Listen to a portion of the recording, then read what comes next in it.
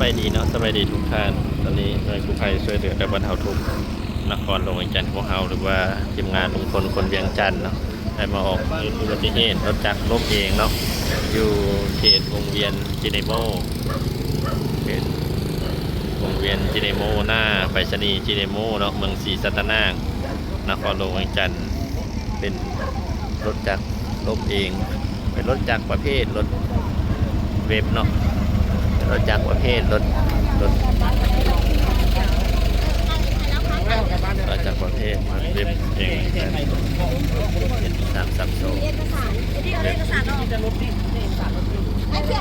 ในทางหน่วยกู้ภัยของพวกเรา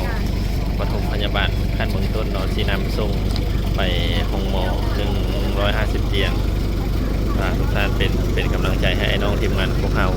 ทีมงานของพวกเราเนาะตั้งอยู่บ้านสร้างเวยเมืองศรีสัตนานครหลวงจันทร์เบอร์โทรฉุกเฉิน5404289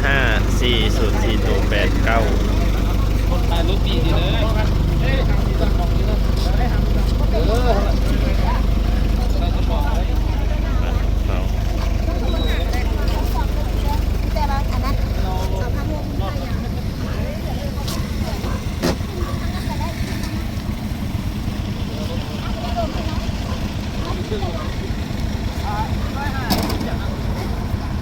ที่เอาไปจัดเบิ้งกันเบิ้งรถน้ำเงินเดินข้าเจ้าชี้จุ่มไปอ่านเบิ้งเลยว่าข้าเจ้าปลาไว้ใส่บาเขามาถามเอาง่าย